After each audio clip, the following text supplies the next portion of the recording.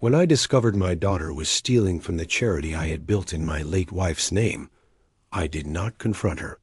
I did not rage about the desecration of her mother's memory. I simply went back to my office, opened a spreadsheet, and began to treat her like any other bad investment. My revenge would not be an emotional outburst. It would be a quiet, methodical, and devastating corporate takeover of her life. She thought she was taking her inheritance early. She was about to learn that I was foreclosing on her future. Before we analyze the numbers in this story, please subscribe to the channel. And tell me in the comments, is a betrayal for personal gain worse than a betrayal meant to cause personal pain? My name is Edward Sinclair, and at 76 years old, my world is a landscape of numbers. Here in the heart of Chicago, Illinois, my life has been a study in risk, reward, and the cold, hard logic of the market. For 40 years, I was a commodities broker, a man who understood that fortunes are built not on emotion, but on the disciplined analysis of data. My wife, Margaret, was the opposite. She was the heart of my life, a woman of profound empathy who saw the world not as a balance sheet, but as a community. She was the one who taught me that the truest measure of a man's worth is not what he accumulates, but what he gives away. When cancer took her from me 3 years ago, I was left with a vast fortune and an even vaster emptiness. So, I did the only thing that made sense. I took the analytical skills of my old life and applied them to the values of my new one. I established the Margaret Sinclair Foundation, a major charitable organization dedicated to funding community health clinics in underserved neighborhoods. I poured my fortune and my energy into it. The foundation was not a hobby. It was my new mission, a living, breathing monument to my wife's compassion. I appointed my only daughter, Lydia, as its executive director. It seemed like the perfect choice. She had my sharp mind, and I believed her mother's compassionate heart. She was brilliant, charming, and publicly, she was the perfect face for the foundation. She gave eloquent speeches at fundraisers. She cultivated relationships with donors. She was the picture of a devoted philanthropist carrying on her mother's legacy.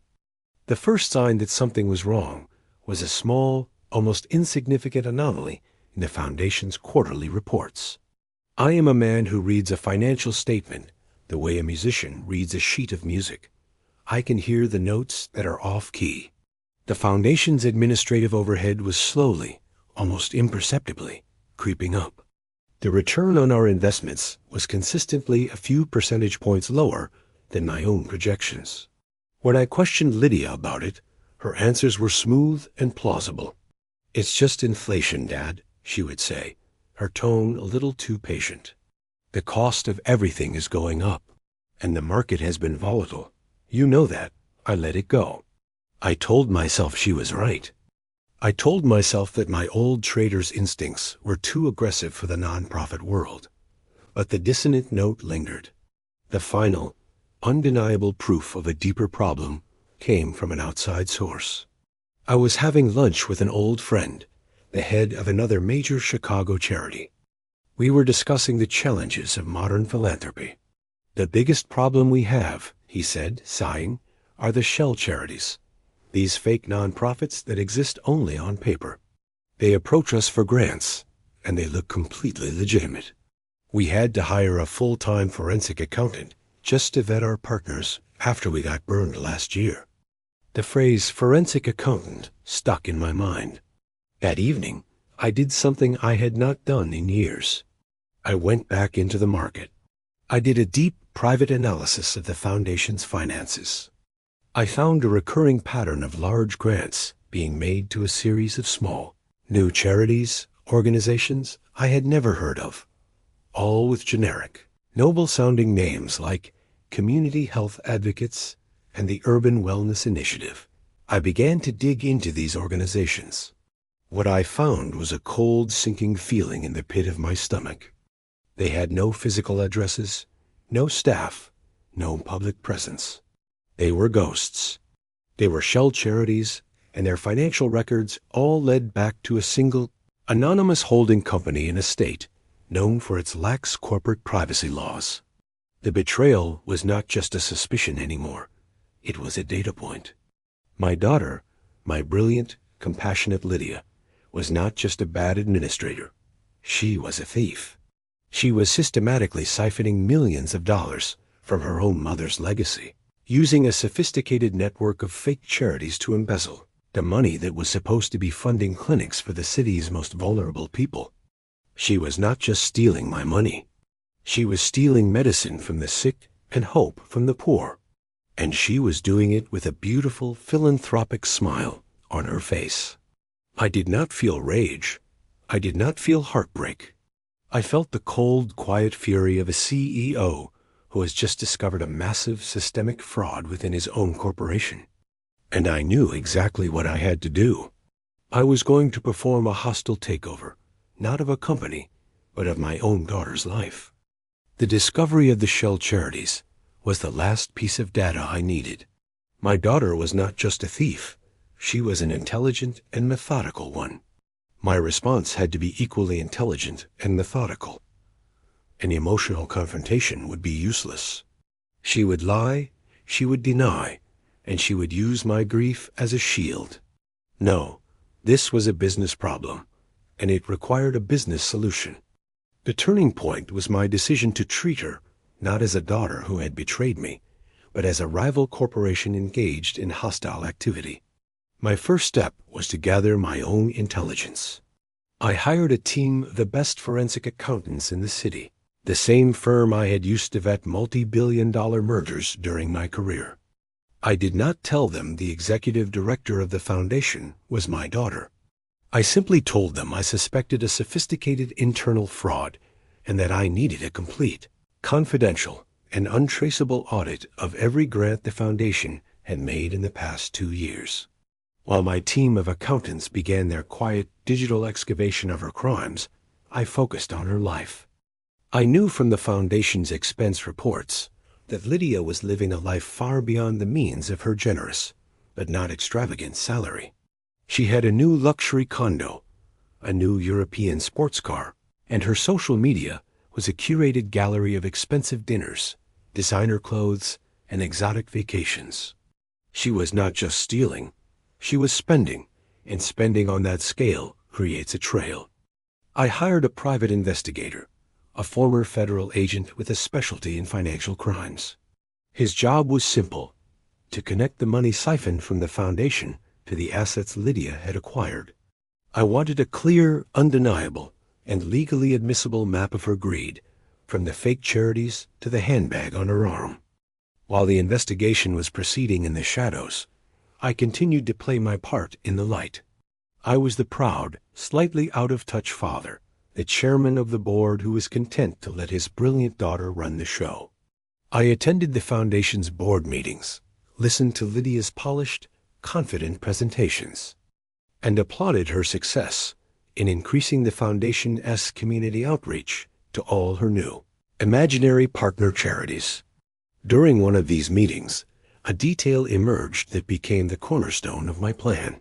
Lydia announced, with great excitement, that she had secured a massive, multi-million-dollar matching grant from a reclusive, high-profile philanthropist. This grant, she explained, would be the centerpiece of the foundation's annual fundraising gala. It would be a monumental triumph, a public validation of her leadership. The reclusive philanthropist I knew was a man I had done business with for years, a man who valued his privacy above all else and who would be mortified to be associated with a public scandal. My plan began to form, a plan not of destruction, but of a quiet, brutal, and perfectly executed corporate restructuring. I would not expose her to the police, not yet. The public scandal would tarnish her mother's name, the one thing I was determined to protect. No, my revenge would be a private, internal affair. It would be a hostile takeover, and the company I was going to take over was her life. The final piece of my preparation was to understand her vulnerabilities. I knew she had financed her lavish lifestyle, not just with the stolen cash, but with a series of large, high-interest loans, all secured against her future earnings and her expected inheritance from me. She had built a beautiful, glittering life on a foundation of debt, a foundation that was entirely dependent on the continued, uninterrupted flow of stolen money from the foundation. She had not just stolen from her past, she had borrowed heavily against a future she believed was guaranteed. She had, in the language of my old world, taken on an extreme amount of leverage. And I, as the silent majority shareholder of her entire life, was about to make a margin call. What do you think is a person's greatest vulnerability? Their greed, their pride, or their secrets? Let me know your thoughts in the comments, and hit the like button if you appreciate a solid, data-driven plan. The final damning reports from my forensic accountants and the private investigator arrived on the same day. They landed on my desk with a quiet, satisfying thud. 2 thick binders filled with the cold, hard mathematics of my daughter's betrayal. The full scope of her deception was even more audacious than I had imagined. She had embezzled nearly $5 million. The private investigator's report was a meticulous, brutal accounting of her life. He had traced the flow of money from the foundation, through the labyrinth of shell charities, and into her personal accounts. He had documented the purchases, the luxury condo, the sports car, the designer wardrobe, the first-class flights. He had even uncovered evidence of a secret lover, a struggling artist whose lavish lifestyle she was also funding with her mother's legacy. The betrayal was not just a crime of greed, it was a crime of profound, almost pathological selfishness. She was not just stealing money, she was stealing a life, a glittering, beautiful life she had not earned and did not deserve. And she was paying for it with the money that was meant to buy medicine for sick children and shelter for the homeless. The immediate consequence of seeing the full picture was the complete and total severance of any remaining emotional connection. The woman in these reports was not my daughter. She was a hostile entity, a liability on the balance sheet of my life. My grief for the daughter I thought I had was now a cold, hard, and fully amortized loss. My plan, which had been a strategic outline, now became a detailed, multi-phase operational timeline. The annual fundraising gala, the event Lydia believed would be her greatest triumph, would now be the stage for her quiet, professional execution. The first phase of my operation was to seize control of the narrative. I had my lawyers draft a new set of bylaws for the Margaret Sinclair Foundation. The new bylaws were a masterpiece of quiet, corporate power. They restructured the board, created a new mandatory oversight committee with full audit powers, and most importantly, they included a new key person clause. This clause stated that if the executive director were to be removed for any reason, including malfeasance, their employment would be terminated immediately, and a successor, pre-appointed by the chairman, would take their place. The pre-appointed successor, of course, was me. I did not present these new bylaws to the full board. I went to each board member, my oldest and most trusted friends, one by one. I sat with them in their quiet, private offices. I showed them the evidence. I showed them the binders, the spreadsheets, the photographs of the luxury condo. I did not ask for their anger or their sympathy. I simply presented the data. The reaction was always the same, a quiet, cold, and absolute fury. Each one of them had loved Margaret. Each one of them had trusted Lydia. And each one of them signed their approval for the new bylaws without a moment's hesitation. The new governance structure of the foundation was now a loaded gun, and the entire board, now my co-conspirators, was waiting for me to pull the trigger. The final piece of this phase was to neutralize the reclusive philanthropist whose matching grant was the centerpiece of the gala. I flew to his private estate in Wyoming. I sat with him in his quiet, sun-drenched study. I showed him the same evidence I had shown the board. I explained that the foundation he had so generously pledged to support had been compromised by my own daughter. His reaction was not anger, but a kind of weary, disappointed respect. He agreed to my proposal immediately. He would not withdraw his grant. He would, in fact, attend the gala in person, breaking his famous reclusiveness. He would take the stage as planned, but the speech he would give would be the one I had written for him. He was no longer a donor. He was now a part of my trap. I returned to Chicago with all the pieces in place. The board was with me. The philanthropist was with me. The evidence was irrefutable. And Lydia, my brilliant, ambitious, and utterly clueless daughter, was busy planning the most spectacular, expensive, and eagerly anticipated public execution in the history of Chicago philanthropy. She thought she was preparing for a coronation. She had no idea she was about to be the guest of honor at her own corporate funeral.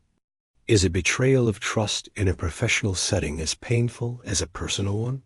Let me know your thoughts in the comments below. With the legal and financial architecture of my takeover now firmly in place, my focus shifted to the final delicate stage of the operation. I had to manage the human element. My decision to proceed required absolute secrecy and perfect execution from my allies. My board of directors, a group of tough, pragmatic business leaders, were now my silent partners in this conspiracy. We held a single, confidential meeting in a secure, private dining room of an old city club. The mood was not emotional. It was tactical. We reviewed the plan for the gala like a team of generals planning an invasion. Each board member had a role.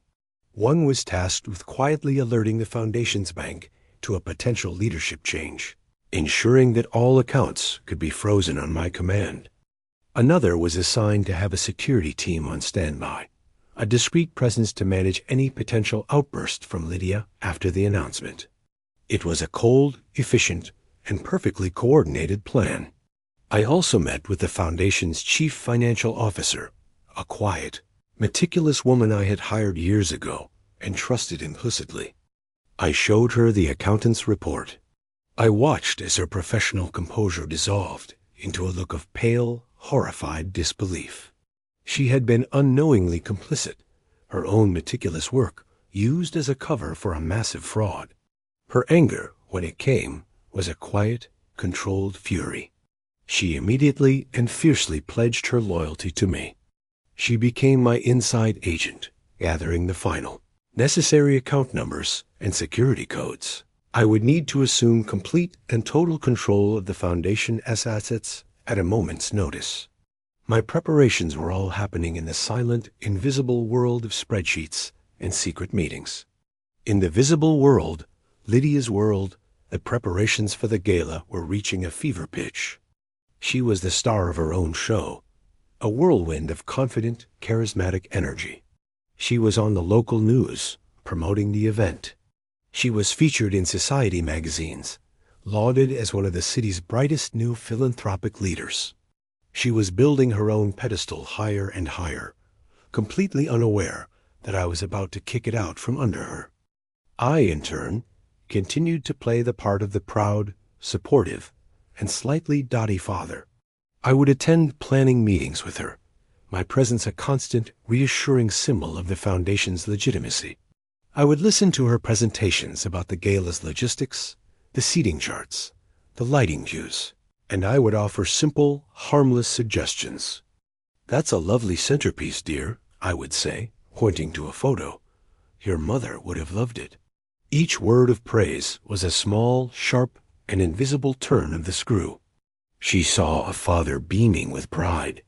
She did not see a predator patiently waiting for the perfect moment to strike.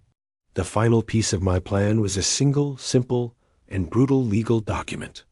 I had my lawyer draft a promissory note. It was a contract that legally obligated Lydia to repay the entirety of the $5 million she had embezzled from the foundation. But it was more than that. The contract stipulated that the debt was not owed to the foundation, but to me, personally. And it was secured not by her future earnings, but by every single asset she currently owned: her condo, her car, her art collection, her bank accounts. It was a contract of total personal financial annihilation. I did not intend to ever collect on this debt. Its purpose was not financial. It was psychological. It was a tool of control. A legal sword of Damocles I would hang over her head to ensure her quiet, complete, and total surrender. The night of the gala, I had my lawyer, with a notary, wait in a small private office just off the main ballroom. The promissory note, the binders of evidence, and a simple, brutal termination letter were all laid out on the table. The courtroom was ready. All we needed now was for the accused to finish her grand, triumphant, and final performance. Before the final act, a question for you. Please hit the like button if you believe that a well-executed plan is a thing of beauty. In the comments below, tell me, what is the most important element of a successful strategy? Secrecy, timing, or overwhelming force? The night of the gala was a perfect Chicago evening, the city lights glittering like a field of scattered diamonds. The ballroom of the Drake Hotel was a testament to my daughter's ambition and my money. It was a stunning spectacle of corporate philanthropy, a room filled with the city's wealthiest and most powerful people. I moved through the crowd, a quiet, elderly ghost in a well-tailored suit, playing my designated role. I was the proud father, the benevolent chairman, the living symbol of the Sinclair family's noble legacy. I shook hands with bankers, with real estate tycoons, with old money matriarchs. They all said the same thing. Edward, you must be so proud of Lydia. She is a remarkable young woman, a true credit to her mother's memory. I would just smile, a quiet, sad, and deeply misleading smile. She is a force of nature, I would reply, the words a perfect, bitter truth. Lydia herself was radiant. She moved through the room like a queen, a vision in a stunning designer gown, her face alight with the thrill of her own success. She was the star, the sun around which this entire glittering universe revolved. She would occasionally come to my side, her hand on my arm, a perfect performance of filial devotion for the benefit of the cameras and the wealthy donors. "Are you enjoying yourself, Daddy?" she would whisper, her voice a soft, loving purr. "It's a wonderful evening, my dear," I would say, a true triumph. We were two actors in the final scene of a play, each of us speaking our lines, each of us believing we were in complete control of the narrative. The plan was in its final, quiet, and inexorable motion. My board members were positioned strategically throughout the room, each one a silent, waiting soldier. My lawyer and the notary were in the small, private office just off the ballroom, the legal guillotine polished and ready. My chief financial officer had her finger poised over the button that would freeze every one of the foundation as accounts.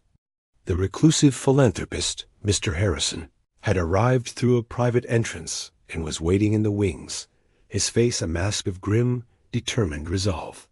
The evening's program began. There were speeches from politicians, a slickly produced video tribute to the foundation's work, a video filled with stock footage of smiling children and not a single verifiable fact. And then it was Lydia's turn. She walked to the stage to a thunderous, sustained standing ovation. She stood in the spotlight, a picture of grace and humility, and she began her speech. It was a masterpiece of emotional manipulation. She spoke of her mother's compassionate spirit. She spoke of the sacred duty she felt to carry on her legacy. She spoke of the city's most vulnerable, her voice cracking with a perfectly feigned emotion. It was a stunning performance, and the audience was completely captivated. I watched her, and for the first time, I did not feel anger or sadness. I felt a kind of cold, clinical admiration. She was a brilliant sociopath, a master of the beautiful, profitable lie. She was at the absolute peak of her power, of her triumph, bathed in the adoring light of a world she had so completely and so successfully deceived. And then she began to set the stage for her own execution. "And now," she said, her voice full of a dramatic, expectant hush, "it is my incredible honor to announce the single largest donation in this foundation's history. A transformative matching grant from a man whose generosity is as legendary as his privacy. Ladies and gentlemen, please join me in welcoming to the stage the man who will help us change the face of community health care in Chicago, Mr. Harrison." Another wave of applause, mixed with a shocked, excited murmur, went through the room. The reclusive Mr. Harrison in person. It was a major coup. Mr. Harrison walked onto the stage, a distinguished, silver-haired man with a quiet, powerful presence. He did not smile. He shook Lydia's offered hand with a brief, cool formality. He walked to the podium. Lydia stood beside him, beaming, her face a picture of shared, triumphant glory. Mr. Harrison looked out at the silent, expectant crowd. He did not look at the teleprompter, where the speech Lydia had written for him was scrolling. He looked at a small note card he had taken from his own pocket. He began to speak, his voice calm, clear, and utterly devastating. He was about to deliver the first public blow. The bomb was armed. The audience was captive. And my daughter, my brilliant, beautiful, and utterly corrupt daughter, was standing in the center of the blast zone, still smiling, completely unaware that her entire world was about to be vaporized. When a person is at the absolute peak of their success, just moments before a catastrophic fall, what do you think is the dominant emotion? Pride, arrogance, or a quiet, knowing fear? Let me know in the comments, and don't forget to hit the like button if you appreciate a plan that is executed with precision. Mr. Harrison stood at the podium, a figure of quiet, immense authority. The ballroom was so silent, you could hear the soft clinking of ice in a water glass at the back of the room. He did not look at Lydia, who was beaming beside him. He looked directly out at the audience, at the sea of wealthy, influential faces. "Good evening," he began, his voice calm and measured. "I am here tonight because I believe in the mission of the Margaret Sinclair Foundation. I believe in the power of community health care. I believe in the legacy of the good woman for whom this foundation is named." He paused, letting the words settle. Lydia's smile widened. This was going perfectly. "And it is for that reason," Mr. Harrison continued, his voice taking on a new, harder edge, "that I cannot, in good conscience, allow my name or my money to be associated with an organization that has been compromised by fraud, embezzlement, and a profound betrayal of its own sacred trust." A collective, audible gasp went through the room. It was a sound of pure, unadulterated shock. Lydia's smile froze on her face, a brittle, painted-on thing. She stared at Mr. Harrison, her eyes wide with a dawning, horrified incomprehension. "Effective immediately," Mr. Harrison declared, his voice ringing with a final, absolute authority. "I am withdrawing my pledge. Furthermore, I am personally funding an independent forensic audit of this foundation's finances to be overseen by the State Attorney General's office." The climax was not a single explosive moment. It was a rapid, systematic, and public execution. The moment Mr. Harrison said the word fraud, a silent, coordinated series of events was triggered. My CFO, from her seat in the audience, made a single text message. The foundation's bank accounts were instantly frozen. The board members, my silent co-conspirators, stood up from their tables, their faces grim and resolute. They began to converge on the stage, a slow, inexorable human wall closing in on my daughter. Lydia stood there, paralyzed, a deer caught in the headlights of a disaster she could not comprehend.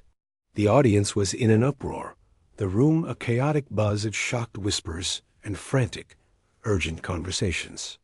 The reporters in the room were scrambling, their faces alight with the thrill of a massive, career-making scandal. Then I stood up from my seat at the head table. I walked slowly, deliberately, toward the stage. I did not look at the crowd. I did not look at Mr. Harrison. I looked only at my daughter. As I approached the stage, one of my board members, a large, imposing man, gently but firmly intercepted Lydia. "Lydia," he said, his voice a low, regretful murmur, "your father would like to speak with you. In private." He gestured toward the small, quiet office just off the ballroom, the office where my lawyer was waiting. Lydia, her face a mask of pale, numb shock, allowed herself to be led away, her moment of public triumph having turned into a perp walk in front of the entire city. I did not follow her. My work was on the stage. I stepped to the podium, into the same spotlight that had, just moments before, been illuminating her glory. I looked out at the chaotic, stunned room, and I held up a hand for silence. Slowly, the room quieted. "Ladies and gentlemen," I began, my voice calm and full of a quiet, sad authority. "Please accept my sincerest apologies. It appears that my foundation has been the victim of a serious internal crime. But I want to assure you of one thing. The work of the Margaret Sinclair Foundation will continue. My wife's legacy will be protected, and I will personally see to it that every single dollar is accounted for." I was no longer the frail, dotty, grieving old man. I was Edward Sinclair, the man who had built a fortune from nothing, a man who had just, in a single, perfectly executed move, reclaimed his legacy and taken back control of his own company. The final, quiet act of this drama took place in the small office off the ballroom. I walked in to find Lydia sitting in a chair, her beautiful gown now looking like a sad, ridiculous costume. My lawyer sat opposite her, the binders of evidence, the termination letter, and the $5 million promissory note all laid out on the table between them. She looked up at me as I entered, her eyes empty, defeated. She had not just lost the money. She had not just lost her reputation. She had lost the war. And she knew it. There was no shouting. There were no tears. There was only the quiet, rustling sound of a pen on paper as she signed her confession, signed her termination, and signed her life away to a debt she could never hope to repay. Her beautiful, glittering, and utterly false world had been brought to an end, not with a bang, but with the quiet, simple, and undeniable logic of a balance sheet. What is the most devastating blow to a person's ego? Public failure, private shame, or the cold, hard realization that they have been completely and totally outsmarted? Hit the subscribe button if you believe in accountability, and let me know your thoughts in the comments. The gala ended not with a polite farewell, but with a quiet, orderly evacuation. The wealthy donors, the pillars of Chicago society, filed out of the ballroom, their faces a mixture of shocked disgust and a grim professional respect for the swift, brutal efficiency of the man they had just seen reclaim his empire. My board of directors handled the immediate aftermath with the cool competence of a crisis management team. They issued a brief, formal statement to the press, confirming the termination of the executive director and the launch of a full, independent audit. They did not mention my daughter's name. They did not need to. The story was already written. Lydia left the hotel through a back entrance, a disgraced queen abdicating her throne. I did not see her go. Our final quiet meeting in the side office was the last time I ever spoke to her. The legal and financial consequences for her were absolute. The promissory note I held was a financial guillotine. I did not have to enforce it. The simple, crushing weight of its existence was enough. She was forced to sell her luxury condo, her sports car, her entire, curated collection of a life she had not earned, all to begin the impossible task of repaying a fraction of the money she had stolen. She was not just bankrupt, she was a pariah. No charity would ever hire her. No board would ever have her. Her name was a permanent stain in the world she had so desperately tried to conquer. My life, on the other hand, was one of quiet, focused reconstruction. I stepped back in as the active chairman and interim director of the Margaret Sinclair Foundation. My first act was to call a meeting with the staff. I laid out the truth, the full, unvarnished story of the embezzlement. I did not spare my own family. I told them that the foundation had been betrayed from the top down, and I promised them that under my leadership, we would rebuild on a new foundation of absolute, unwavering transparency. The work was hard. The audit was a long, painful process of uncovering the full extent of the fraud. But with every dollar we recovered, with every new rigorous financial control we put in place, I felt the integrity of my wife's legacy being restored. I personally visited the health clinics that should have received the stolen funds. I met with the doctors and the nurses. I looked into the faces of the people my daughter's greed had harmed. And I wrote checks, large checks, from my own personal fortune to make up for the shortfall. It was not just a donation. It was an act of restitution, a quiet, personal apology for the sins of my own child. 6 months later, the foundation was smaller, leaner, but it was stronger and more respected than ever before. Our donor base, impressed by the brutal honesty and the swift, decisive action I had taken, returned with a renewed sense of trust. The reclusive philanthropist, Mr. Harrison, quietly and without fanfare, reinstated his multi-million-dollar matching grant. I never heard what became of Lydia's secret lover, the artist. He had simply vanished, a parasite who had detached himself from a dying host. And Lydia herself? I received a single handwritten letter from her about a year later. It was not a plea for forgiveness or a request for money. It was just a few simple, humbled sentences. She told me she was working as a waitress in a small town I had never heard of. She said that for the first time in her life, she was living on money she had actually earned. The letter did not ask for a response. It was not an opening for a reconciliation. It was a final report from a distant foreign country. I read the letter, and I felt nothing. No anger, no pity, no love. Just a quiet, profound, and final sense of closure. My revenge was not in her fall from grace. My true and lasting victory was in the quiet, steady, and honest work of the foundation. It was in the new wing of a children's clinic, in the clean, well-lit waiting room of a community health center. In the simple, profound fact that my wife's legacy of compassion was once again a powerful, positive force in the world. I had faced a hostile takeover, and I had not just saved my company. I had restored its soul. That is how I got my so-sweet revenge, and I would do it all over again. Thank you for following my story. Please subscribe, hit the like button, and leave a comment telling me what you believe is the most important quality for a true leader.